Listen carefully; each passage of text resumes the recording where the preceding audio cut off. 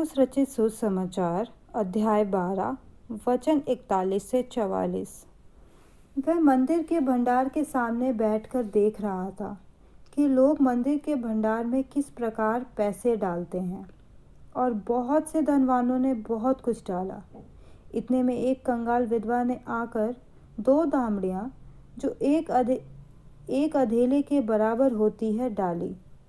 तब उसने अपने चेलों को पास बुलाकर उनसे कहा, मैं तुमसे सच कहता हूँ कि मंदिर के भंडार में डालने वालों में से इस कंगाल विधवा ने सबसे बढ़कर डाला है, क्योंकि सबने अपने धन की बढ़ती में से डाला है, परंतु इसने अपनी घटी में से जो कुछ उसका था, अर्थात अपनी सारी जीविका डाल दी है। मुझे सुनने वाले सभी प्रभु के प्रिय लोगों को मैं यीशु मसीह के नाम में अभिनंदन करती हूँ। इस संसार में मनुष्य होने के नाते प्रतिदिन हम कई कार्यों को करते हैं, लेकिन क्या आप जानते हैं कि हमारे हर एक कार्यों का परिणाम भी होता है। कुछ कार्यों का परिणाम अच्छा होता है और उसी प्रकार से कुछ कार्यों का परिणाम बुरा भी होता है। परमेश्वर की संतान होने के नाते हमें इस बात का विशेष ध्यान रखना चाहिए कि हमारा हर एक कार्य परमेश्वर को भावता हो, और जो परमेश्वर का संतान परमेश्वर को भाने वाले कार्य करता है, उसकी गवाही स्वयं परमेश्वर ही देता है। जिस प्रकार से हमने वचन में सुना, यीशु मसीह मंदिर के भंडार के सामने बैठकर ये देख रहा था कि लोग किस प्रकार से मंदिर के भंडार में दान डाल रहे हैं। लेकिन परमेश्वर के लोगों, यहाँ पर हमारी सोच का विषय वह धनवान लोग या फिर उनके द्वारा दिए गए बहुत सारे पैसे नहीं है। प्रभु यीशु मसीह हमें उस कंगाल विधवा की ओर ध्यान केंद्रित करने को प्रोत्साहित करता है, जिसने सिर्फ 2 तांबड़ियाँ मंदिर के भंडार में डाला। वचन के अनुसार वो 2 सिक्के जिसको कंगाल विधवा ने मंदिर के भंडार में डाला था, वह रोमी साम्राज्य के सबसे कम मूल्य रखने वाले सिक्के थे, सबसे कम मूल्य रखने वाले सिक्के।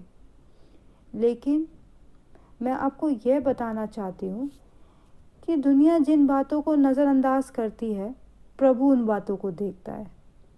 हमें हमेशा इस बात का ध्यान रखना चाहिए, परमेश्वर हमारे कार्यों का मूल्यांकन करने का तरीका दुनिया से बिल्कुल अलग है। हमारा परमेश्वर हमारे हर एक कार्य को देखता है और उन कार्यों को करने के पीछे हमारी मनसा को भी बहुत अच्छे से जानता है। दुनिया कंगाल विधवा के दान के मूल्य को समझ नहीं पाई, लेकिन प्रभु यीशु मसीह उसके मूल्य को समझा। इतना ही नहीं, उसके साथ साथ उस विधवा के हृदय की भावना को भी जाना। विधवा के उस बलिदानी कार्य का स्वयं यीशु मसीह गवाही देता है। मुझे सुनने वाले सभी प्रभु का प्रिय लोगों, अंत में मैं आपसे केवल यही बात कहना चाहती हूँ कि दुनिया हमको समझे ना समझे, हम प्रभु के लिए किस उद्देश्य से काम कर रहे हैं, हमारे पीछे की मनसा क्या है, हम कैसे कर रहे हैं, लेकिन उन सारी बातों को परमेश्वर समझता है। हम थोड़े में से दे रहे हैं, हम ज़्यादा में से दे रहे हैं, हमें मनुष्य का गवाही नहीं चाहिए उसके लिए, हमें उसके लिए परमेश्वर का गवाही चाहिए। परमेश्वर हमारे विषय में कहने पाए। जिस प्रकार से इस कंगाल विधवा के लिए वहाँ पे परमेश्वर अपने चेलों को बुलाकर कहता है कि मैं सच कहता हूँ कि इस कंगाल विधवा ने अपनी पूरी जीविका डाल दी। हम प्रभु के लिए ऐसा कार्य करें जिसमें प्रभु हमारे लिए गवाही देने पाए, हमारे कार्य के द्वारा प्रभु को महिमा मिलने पाए।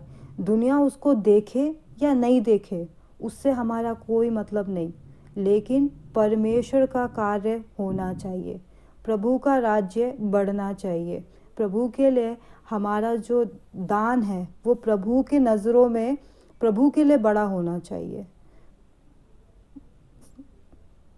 मैं आप सबको इन वचनों के द्वारा एक बार फिर से प्रोत्साहित करना चाहती हूँ कि प्रभु हमारे एक बार फिर से हमारे हृदयों को खोले कि हम परमेश्वर के लिए अपना सब कुछ, जैसे इस कंगाल विधवा ने अपनी पूरी जीविका डाल दी। उसने सोचा नहीं कि कल मैं क्या करूँगी, कल मैं कैसे खाऊँगी, कैसे करूँगी, और वो कार्य को देख के परमेश्वर भी वहाँ पे गवाही दिया अपने चेलों के सामने।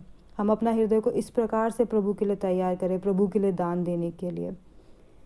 सबको मैं प्रभु यीशु मसीह के नाम में जय मसीह की करती हूँ। परमेश्वर हमारे इन वचनों के द्वारा हम सबको परमेश्वर बहुत आशीष दे।